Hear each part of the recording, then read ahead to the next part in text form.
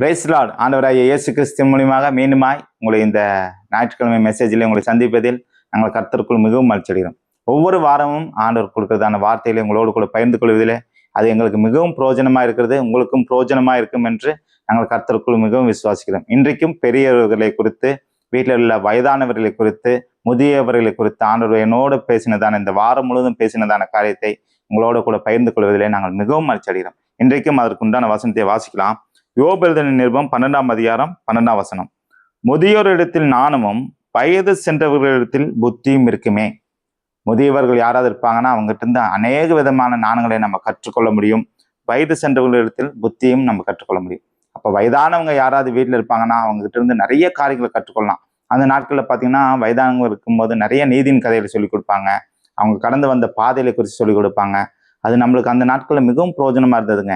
இன்னைக்கு பார்த்தீங்க அப்படின்னாக்கா குடும்பம் சின்னதாயிருச்சு, கூட்டு குடும்பம் இல்லாதபடிக்கு நம்மளோட சூழ்நிலைகள் அதிகமானனால, தேவைகள் அதிகமானனால நம்ம ஊரை விட்டு ஊருக்கு போக வேண்டியதாக இருக்குது. வேலைக்காக நம்ம அநேக இடங்களில் செல்ல வேண்டியதாக இருக்குது. அதனால வயதானவர்கள் இன்னைக்கு பார்த்தீங்கன்னா கூட்டு குடும்பமாக இருப்பது இன்றைய நாளில் அரிது. அப்படி ஒரு வேளை வயதானவர்கள் இருப்பாங்கன்னா அவங்க எல்லாவற்றிலும் பாக்கியவான்கள். அவங்க பேரப்பிள்ளைகளுக்கு எல்லாவற்றிலும் நீதியின் கதைகளை சொல்லிக் கொடுப்பாங்க, எல்லாவற்றிலும் ஆண்டோடைய வார்த்தைகளை கற்றுக் கொடுப்பாங்க. அப்படிப்பட்டதான காரியங்கள் நடைபெறும். இன்னொரு வசனத்தை நம்ம தியானிக்கலாம். யாத்திராகமம் 20ஆம் அதிகாரம் 12ஆம் வசனத்திலே வாசிக்கிறேன். உன் தேவனாய கர்த்தர் உனக்கு கொடுக்கிற தேசத்திலே உன் நாட்கள் நீடித்திருப்பதற்கும் உன் தகப்பனையும் உன் தாயையும் கனப்பண்ணுவாயாக. உன் தேவனாய கர்த்தர் நம்மளுக்கு கொடுத்துருக்குறதான இந்த தேசத்திலே நம்மளுடைய வாழ்நாள் நீடித்திருப்பதற்கு என்ன பண்ணணும்னா தகப்பனையும் தாயையும் கனப்பண்ண பழகிக்கணும். இன்றைக்கு வீட்டில் தாயோ தகப்பனோ அவங்க இருப்பாங்கன்னா அவங்களுடைய சொல்லுக்கு எல்லாவற்றிலும் நம்ம கீழ்ப்படிந்து அவர்களை ஆனர் பண்ணி அவங்களுக்கு வேண்டிய எல்லா காரியங்களும் நம்ம செய்ய கடமைப்பட்டிருக்கோம். நம்ம சின்ன வயதில் இருக்கும்போது அவங்க நம்மளை பராமரித்த விதத்தெல்லாம் நம்ம நினச்சி பார்த்து எல்லாவற்றிலும் நம்ம ஒரு பிறந்த குழந்தையிலேருந்து ஒரு 7 வருஷம் மட்டும் அவங்க நம்மளை எல்லா விதத்திலும் பார்த்துக்குவாங்க. அதே போல தான் இன்னைக்கு வீட்டில் யாராவது வயதானவங்க 70 வயதுக்கு மேலே இருப்பாங்க அப்படின்னா அவங்க ஒரு குழந்தையா மாறிடுவாங்க.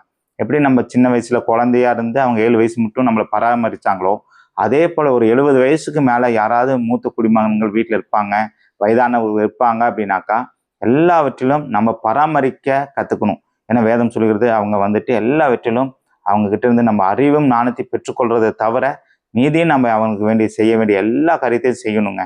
அப்படிப்பட்டதான எண்ணம் நம்மளுக்குள்ள ஆண்டவர் கொண்டு வரணும், விருப்பப்படணுன்றாக இன்னொரு வசனத்தை நம்ம வாசிக்கலாம்.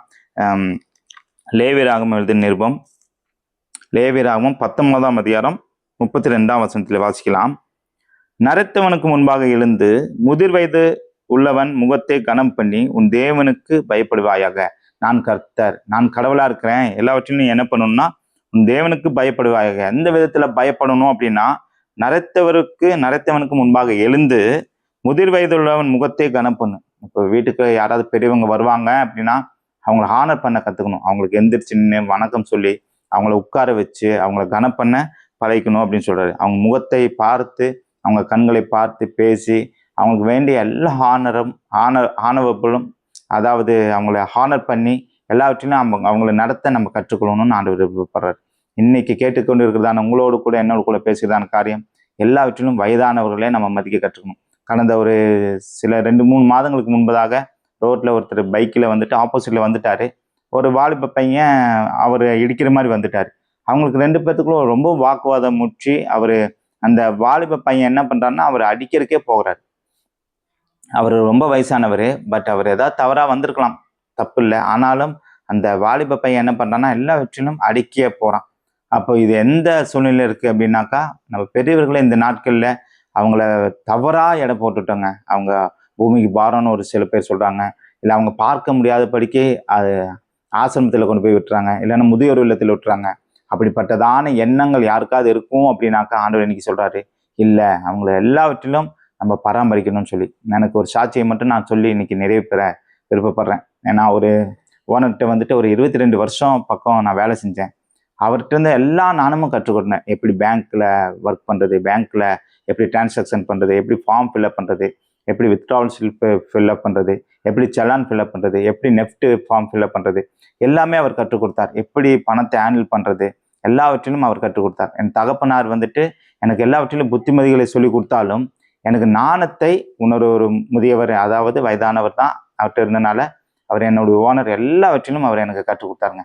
22 வருஷம் பக்கம் அவரோடு கூட நான் பிரயாணம் செஞ்சேன். இரவும் பகலும் அவரோடு கூட நான் பிரயாணம் செஞ்சேன். அவரோடு கூட இருந்தேன்.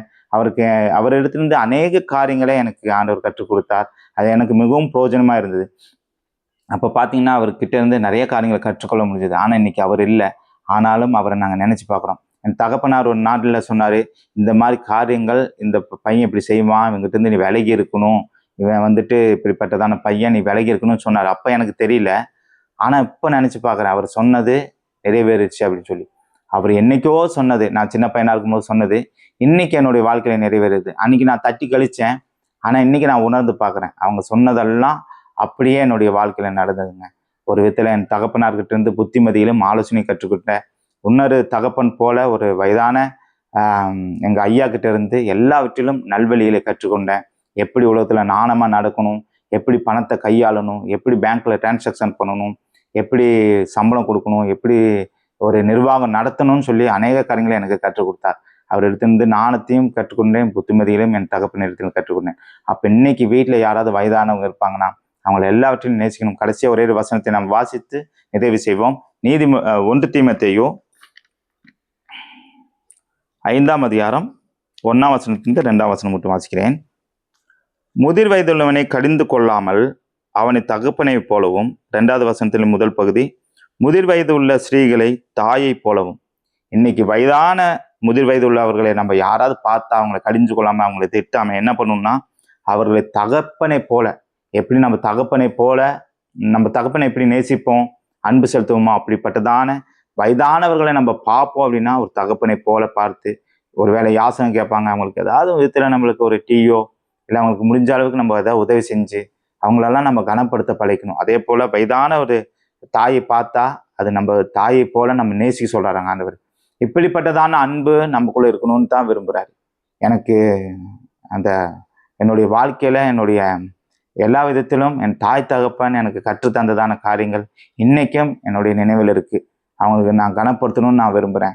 இன்னைக்கு என்னுடைய தகப்பனார் இல்லை, ஆனாலும் தாயை நான் எல்லாவற்றிலும் கனப்படுத்த விரும்புகிறேன். அதே போல் உங்களையும் ஆண்டவர் சொல்கிறாரு, எல்லா விதத்திலும் வீட்டில் வயதானவங்க இருப்பாங்க அப்படின்னா அவங்களை புறக்கணிக்காதீங்க, அவங்கள இக்னோர் பண்ணாதீங்க, அவங்களுக்கு வேண்டிய கடமைகளை செய்யுங்க. அவங்க உங்ககிட்ட எதிர்பார்க்குறது ஒன்றே ஒன்று, அன்பாக பேசணும். அன்பாக பேசணும். அவங்கக்கிட்ட நம்ம ஆலோசனை கேட்கணும். அவங்க தவறாக ஆலோசனை சொல்லலாம், ஒருவேளை நமக்கு தவறாக சொல்லலாம், ஆனாலும் அவங்ககிட்ட ஆலோசனை கேட்டு நம்ம செய்வோம் அப்படின்னு அவங்க விருப்பப்படுவாங்க. அந்த ஆலோசனை நம்ம கேட்போம். அது கர்த்தருக்கு சித்தமானால் அந்த ஆலோசனைப்படி நம்ம ஒப்பு கொடுப்போம். இன்றைக்கு உங்களோடு கூட பேசியிருப்பான்னு நினைக்கிறேன். இன்னைக்கு ஒரு தீர்மானம் இருப்போம். வயதானவங்களை யாராவது இருப்பாங்கன்னா அவங்களை எல்லாவற்றிலும் நீங்கள் புறக்கணிக்காதபடிக்கு, யாராவது பார்ப்பீங்கன்னா தாயை போல தகப்பனை போல் பார்த்து நேசிக்க முடியாது ஆண்டவர் இன்னைக்கு பேசியிருக்காருங்க. இந்த வாரம் முழுவதும் எனக்கு பேசினார். உங்களோடு கூட பேசியிருப்பான்னு நான் விசுவாசிக்கிறேன்.